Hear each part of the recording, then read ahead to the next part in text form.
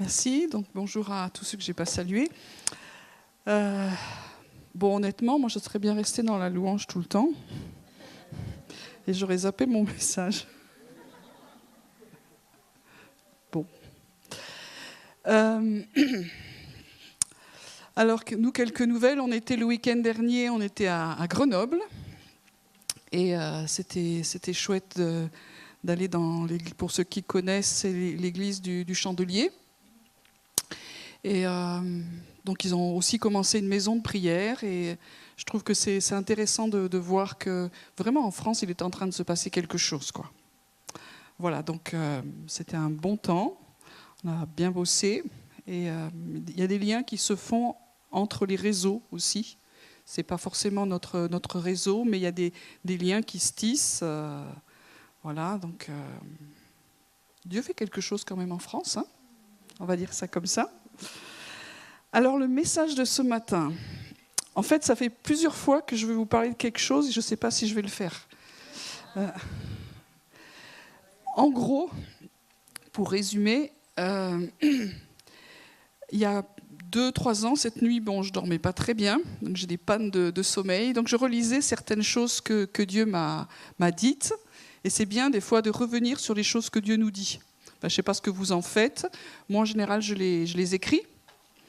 Et puis, de temps en temps, je relis, je dis « Ah ouais, quand même, Dieu, il avait dit ça, c'était clair, quoi. Ça fait 3 ans. » Voilà, ça, c'était ma remarque de cette nuit.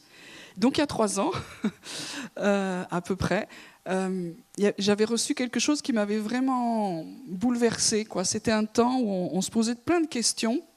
Donc, vous vous posez des questions tout le temps, j'espère.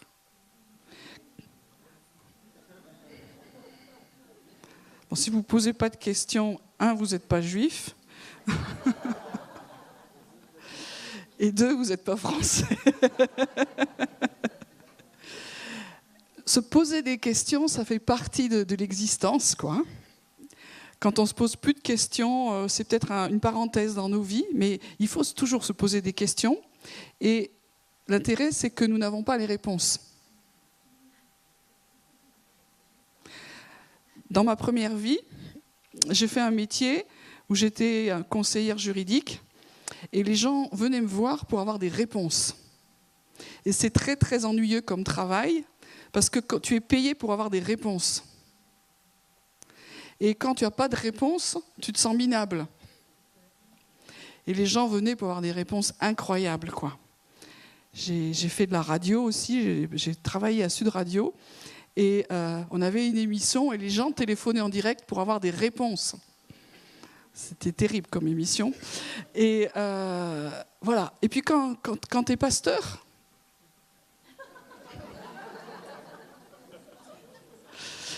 les gens viennent te voir aussi pour avoir des...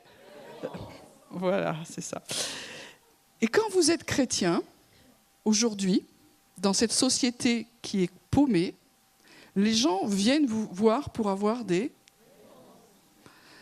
Et le truc, c'est qu'on ne les a pas tout le temps. Hein. Et ça va.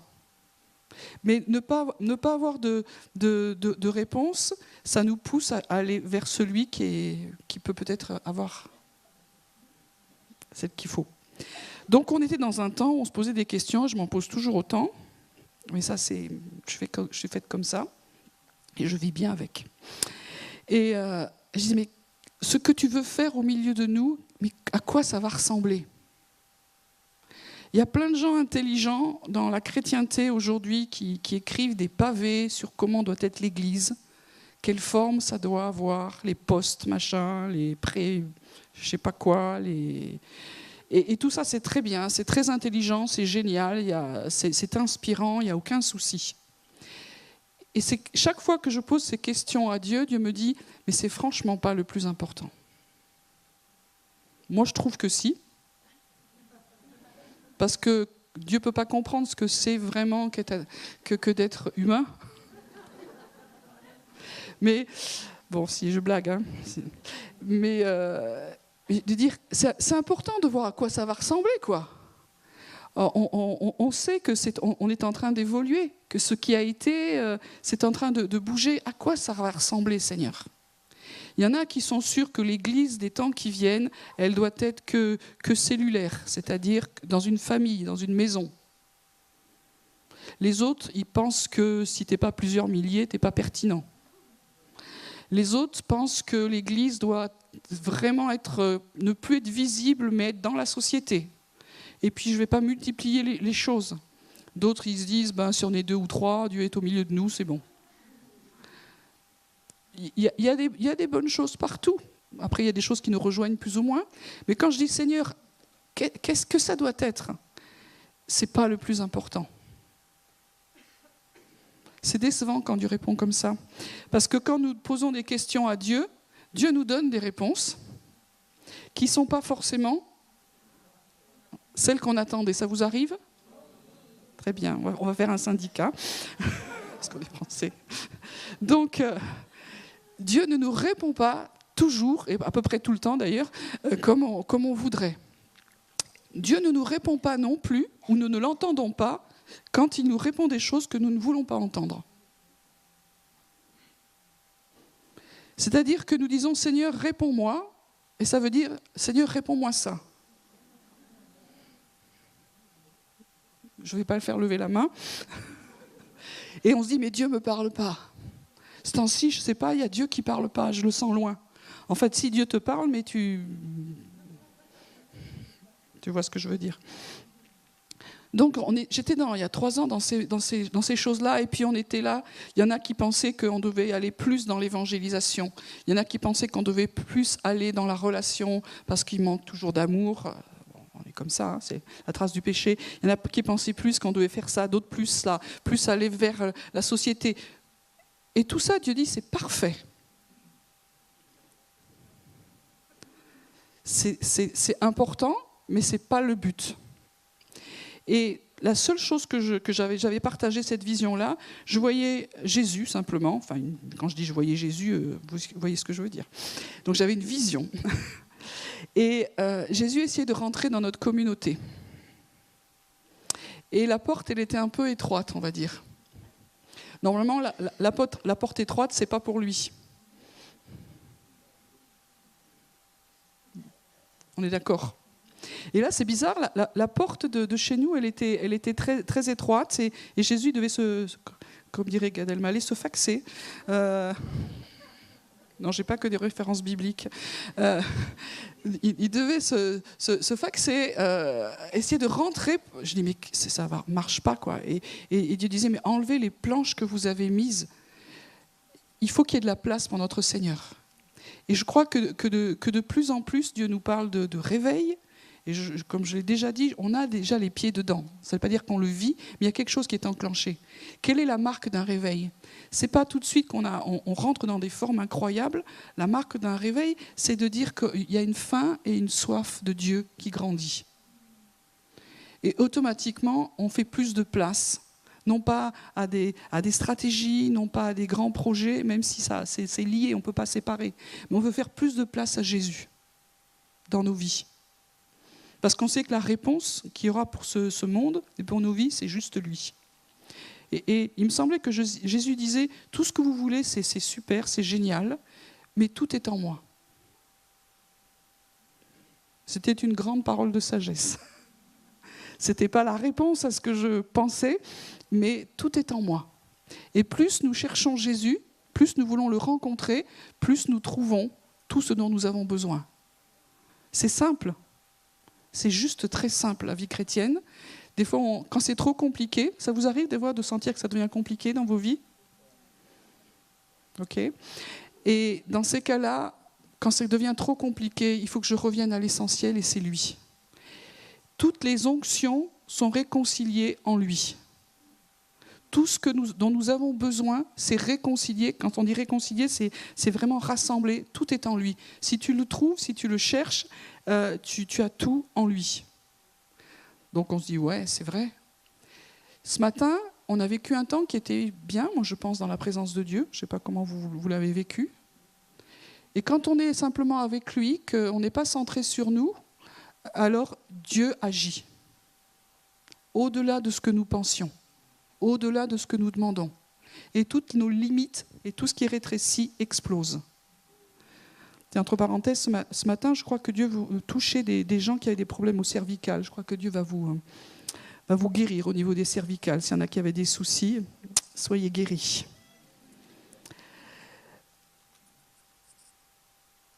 À 2 reprises, on nous a parlé du texte de Éphésiens 3, 14 à 21. Ça vous rappelle quelque chose ? Donc il y a eu nos prédicateurs en formation qui ont planché là-dessus. Pour ceux qui étaient là, vous vous souvenez ? Et puis on a eu un invité, Jean-Philippe Dominguez, qui nous a reparlé de ce texte.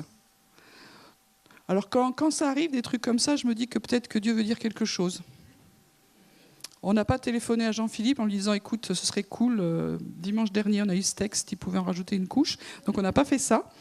Mais quand le Saint-Esprit le fait, c'est qu'il y a peut-être un truc. Donc j'aurais juste qu'on le relise. « C'est pourquoi je fléchis les genoux devant le Père, de qui toute famille dans les cieux et sur la terre tire son nom, afin qu'il vous donne, selon la richesse de sa gloire, d'être puissamment fortifié par son Esprit dans l'homme intérieur. On sait que tout vient du Père. Si je connais le Père, j'ai tout. » Et nous sommes dans une quête de Dieu. Aujourd'hui, je dirais, quelle est ma profession ? C'est chercheur de Dieu. C'est comme ça que je vois les choses. Je cherche Dieu. Des fois, il se laisse un peu trouver, des fois pas. Et Dieu fait exprès. C'est comme quand on joue à cache-cache. Sinon, c'est pas drôle. Tout de suite. Voilà, donc Dieu se laisse chercher et se laisse trouver aussi. Et nous avons besoin de connaître le Père. Il y a vraiment une urgence à connaître, à rencontrer Dieu le Père, le Fils et le Saint-Esprit, de qui toute famille dans les cieux et sur la terre tire son nom. Famille, c'est large. Ça peut être les peuples, ça peut être les nations, ça peut être les cultures, ça peut être les ethnies, ça peut être les petits groupes, etc. C'est-à-dire qu'il y a une variété incroyable. Et la variété la plus incroyable, nous tirons notre identité de lui. C'est pour ça qu'il y a de l'unité. Il n'y a pas d'unité possible en dehors du Père.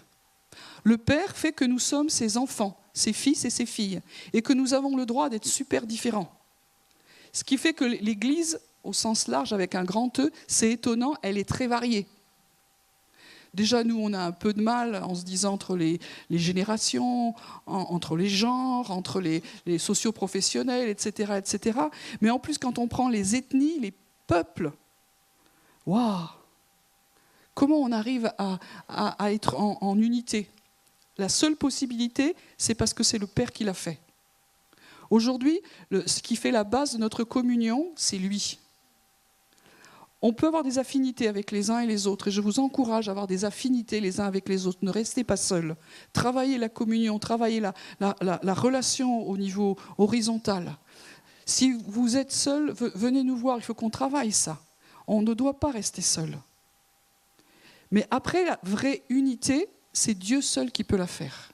Nous, on peut essayer d'être en relation, en communion les uns avec les autres, mais l'unité au sens biblique, c'est seul Dieu qui peut faire parce qu'il est capable de nous rassembler, de nous unir avec des gens que ce n'est pas possible. Voilà, il y a une personne qui comprend bien. Comment on peut être dans l'unité avec des gens qui nous sont tellement différents ? Parce que Jésus a prié pour ça, parce que nous tirons toutes choses du Père, et parce que Jésus nous dit, Père, il a demandé au Père, il a fait cette prière, là où je suis, je veux que ce que tu m'as donné, c'est dans Jean 17, soit aussi. Et l'endroit d'unité par excellence, ce n'est pas l'endroit où l'on fait des choses, c'est l'endroit où l'on est en train de le louer et l'adorer. C'est dans les cieux, et les cieux ouverts. Et aujourd'hui, le premier endroit où ça le fait, c'est dans la présence de Dieu. C'est pour ça que je crois beaucoup à l'unité de l'esprit. Et quand nous sommes dans la louange, dans l'adoration, et que nous rencontrons Dieu, il y a quelque chose qui se cimente dans notre relation les uns avec les autres. C'est important pour ça de dire, venez au culte. Ouais, c'est pas mon style, c'est pas... Je comprends. Mais si on doit faire un culte qui correspond à tous les styles, de chacun. Voilà, dimanche, c'est ce qui me ressemble. Ok, dimanche prochain, ça te ressemblera un petit peu plus. Donc on essaie que ce soit un peu varié de temps en temps, mais on peut tous avoir des frustrations. Mais à un moment donné, on passe au-dessus de nos frustrations parce qu'on est en train de le rencontrer. Et là, il se crée un miracle, il se crée du surnaturel, il y a une unité qui vient. Toutes ces choses qui ne me correspondaient pas, tout à coup, ça peut venir de côté parce que nous sommes un en lui. Et pourquoi ? Parce que tout vient de lui. Nous tirons notre identité de lui. Et quand nous revenons autour de lui, alors la famille se recompose. Et nous sommes vraiment une famille, au sens biblique et dont parle Éphésiens. Et là, quand ces choses se passent, on est aussi puissamment fortifié. Puissamment, c'est dunamis, c'est-à-dire c'est la puissance de l'esprit. Il se passe quelque chose spirituellement. Dans la présence de Dieu, dans cette dimension de ciel ouvert, il se passe quelque chose spirituellement. On ne vient pas juste chanter des chants. Dans la louange, ça m'arrive de réfléchir encore et de me dire, c'est drôle la louange quand même. Moi, ça fait 40 ans que c'est mon job principal, et de dire, on fait de la musique, on chante, à qui ? Pourquoi ? C'est existentiel quand même. Il y a quelqu'un ? On chante à qui ? Pour se faire plaisir ? On pourrait se poser ces questions, peut-être que vous vous les posez. Jamais vous vous posez ces questions ? Merci. Et puis, une fois qu'on est emporté par le Saint-Esprit dans l'adoration, on ne se pose plus les questions parce qu'il est là. On sait à qui on parle, on sait avec qui on est en communion, on sait avec qui on chante, et on n'a pas envie que ça s'arrête. Et c'est ça l'adoration. Et quand on est ensemble, j'ai toujours cette image du rugby, la mêlée. Il y en a qui ont vu le match hier. Moi, j'ai fait un grand sacrifice. J'ai arrêté la deuxième mi-temps pour venir au vernissage, qui était très chouette. Merci, Dieu me le rendra. Bref, on a perdu quand même. Mais on a perdu dans la gloire. C'est déjà pas mal. Donc, en rugby, il y a ce qu'on appelle la mêlée. Vous voyez ce que c'est quand même ? Ne me faites pas honte. Vous êtes à Toulouse. Et donc, on unit nos forces et on pousse ensemble. Et il y a une percée qui se fait. Et Dieu nous dit ces temps-ci, il y a une onction de percée quand nous sommes ensemble. Il y a quelque chose qui se passe. Et ce matin, c'était là encore. Nous vivons les cieux ouverts, il y a quelque chose qui est en train de se faire. Et quand nous sommes dans cette unité, il y a la présence du Saint-Esprit qui fait au-delà de ce que nous pouvons amener comme force. Nous sommes en train de louer, d'adorer, tout à coup ça bascule, on passe dans l'adoration. Et c'est toujours l'image que je donne dans mes cours. La louange, c'est l'avion qui est sur la piste, qui prend l'envol, qui roule, et puis à un moment donné, dans l'adoration, ça décolle. Des fois, ça décolle pas. Donc, on fait un tour. Et on passe au message. Mais ce matin, ça décolle. Et ces temps-ci, ça décolle. Et là, on est dans l'unité, on est dans la communion, il y a quelque chose que Dieu fait. Et on travaille pour le royaume. Au travers de la louange, Dieu se glorifie dans cette ville, dans les nations, je ne sais pas ce qu'il fait. Mais on est juste en train de retomber amoureux de Jésus. On est à nouveau passionné. Et ce que Dieu me disait encore ce matin, oui, tout ce que tu ressens par rapport à ce qui vient, la forme que ça doit avoir, ce n'est pas important pour moi. Dis-le-moi avant, comme ça je ne prépare pas de message. Ce qui est important pour Dieu, c'est notre passion qui se réveille. Parce que la source de toutes les structures, de toutes les choses qu'on a à cœur, c'est juste lui. Et ce texte dit que le Christ habite dans vos cœurs par la foi, que vous soyez enracinés et fondés dans l'amour. Ce qui motive notre vie chrétienne, ce n'est pas le devoir, ce n'est pas le légalisme, ce n'est pas la religiosité, ce n'est pas les âmes qu'il y a à sauver pour les évangélistes, pour les gens qui ont un cœur pastoral, les relations, l'amour. Les formateurs diront qu'il faut quand même faire des disciples, ceux qui ont à cœur d'aider les pauvres. chacun est dans notre machin, dans notre sillon, et c'est bien. Dieu dit, ce qui est important, c'est l'amour. Et ce n'est pas d'abord l'amour pour les autres, mais c'est tu aimeras le Seigneur ton Dieu et ton prochain. Il faut que l'amour pour Dieu soit réveillé. Et aujourd'hui, où on en est, le réveil, c'est ça. Le réveil, c'est juste nos cœurs qui sont en train de c'est le printemps, là. Ça ne se voit pas, mais c'est le printemps. Ça veut dire qu'il y a quelque chose qui refleurit, on retombe amoureux de Dieu. On est passionné par sa présence. C'est ça qui fait qu'il y a un réveil qui vient. C'est ça que l'Église, elle est pertinente. Et c'est là où nous avons des réponses. Sinon, on a des réponses sociologiques, religieuses, existentielles, on s'en fiche quelque part. Il y a des gens dans le monde, ils font des trucs géniaux. Ils ne nous ont pas attendus. Ce qui fait notre différence, c'est que nous sommes passionnés par Dieu, et c'est cette passion qui se communique, et c'est ça qui donne du sel, et c'est ça qui fait que nous sommes lumière. Et après, Dieu nous rendra intelligents au niveau des formes et des façons de faire, il n'y a aucun souci. Que nous soyons capables de comprendre avec tous les saints quelle est la largeur, la longueur, la profondeur et la hauteur. Donc ça m'a toujours fait marrer ce passage, de se dire, déjà l'amour, on ne sait pas très bien ce que c'est maintenant, il y a des mesures incroyables, et de connaître l'amour du Christ qui surpasse toute connaissance, en sorte que vous soyez remplis jusqu'à toute la plénitude de Dieu. Ça veut dire que c'est toujours plus grand. Quand nous touchons nos limites, on se dit là vraiment je suis en train de vivre un truc incroyable, Dieu te dira c'est toujours plus grand. Quand tu vis rien du tout, bon, ça on comprend que c'est plus grand, que c'est plus haut, que c'est plus profond, etc. La clé pour nous de ce que nous vivons aujourd'hui dans cette dimension de centre apostolique qui se met en marche, dans la vision que nous avons, dans les choses qui sont en train de se former, c'est pas quelle forme ou quoi, c'est important pour nous. Mais Dieu dit non, le plus important c'est pas ça. Une communauté qui est en mouvement, une communauté qui devient mature, une communauté qui commence à vivre quelque chose et qui a une lumière, c'est une communauté qui est réveillée dans l'amour pour le Seigneur. Et c'est ça que Dieu est en train de chercher. C'est pour ça que ça ne me gênait pas tant ce matin qu'on continue. Réveille nos cœurs, Seigneur. Alors, on a des vécus difficiles, peut-être les uns les autres. Moi, ce temps-ci, j'ai un vécu qui n'est pas cool. Mon burn-out, il reprend du poil de la bête et ça me déprime, franchement. Je me bats contre la dépression et je pense qu'il y a des gens qui vivent des choses difficiles aussi. Mais c'est dans ces moments-là où on se dit à qui je suis attaché. Qu'est-ce qui est important dans ma vie ? Est-ce que c'est ce que je vis, ce que je ressens, les trucs difficiles, ou est-ce que je demande à Dieu qui me réveille parce que c'est lui ma solution ? Et Dieu nous dit, c'est tellement grand, il y a des dimensions tellement plus grandes.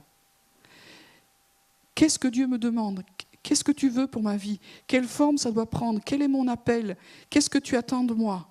Dieu dit, ok, ça c'est très important, mais je voudrais te parler d'une chose plus importante ce matin. Où en es-tu avec moi ? Où en es-tu avec moi ? Parce que le réveil, ça commence comme ça.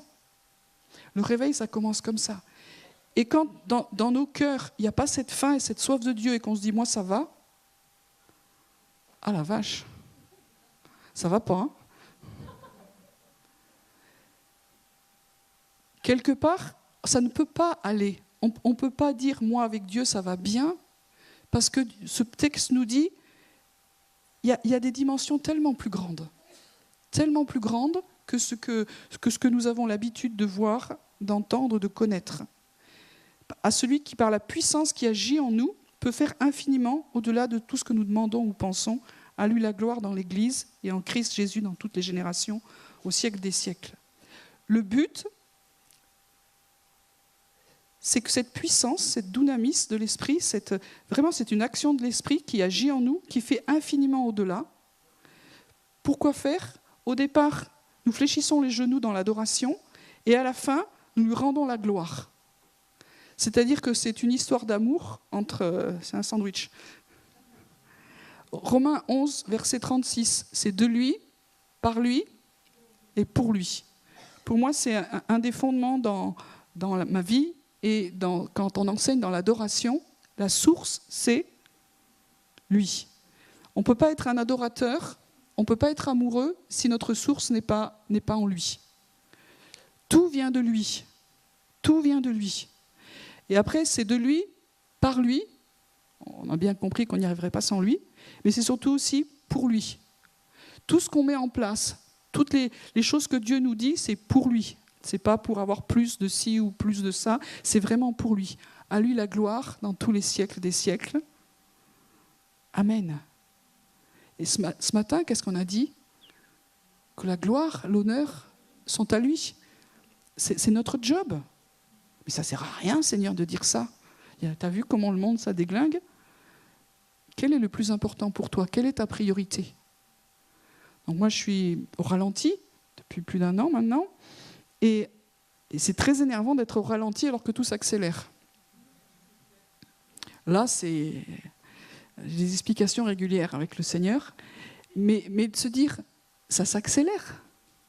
On a des signes, mais pour moi, c'est important, les signes dans le ciel.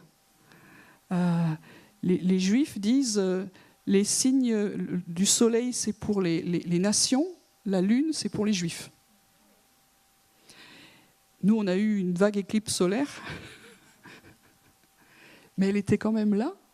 Il y a des choses, Dieu essaie de nous parler, de nous dire, il se passe des trucs autour de vous, il y a du mouvement à l'extérieur. Je suis en train d'essayer d'éveiller votre attention. Est-ce que je l'ai?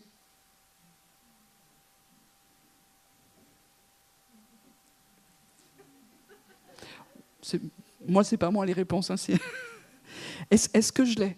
Et Dieu a vraiment envie de bouleverser nos vies pour qu'on retombe amoureux et qu'on soit en alerte, pas simplement pour recevoir des choses, pour comprendre des choses, mais pour retomber vraiment passionné de lui. Et c'est mon message de ce matin. J'avais préparé tout à fait autre chose, que je garderai pour une prochaine fois. Mais c'est juste prophétique de se dire, le réveil est là. Le réveil, c'est des gens qui donnent leur vie à Jésus, qui sont guéris. Il y a quelque chose qui est touché dans la société. Mais ça, c'est des fruits. Le vrai réveil, c'est nos cœurs qui reviennent à la présence de Dieu. C'est ça.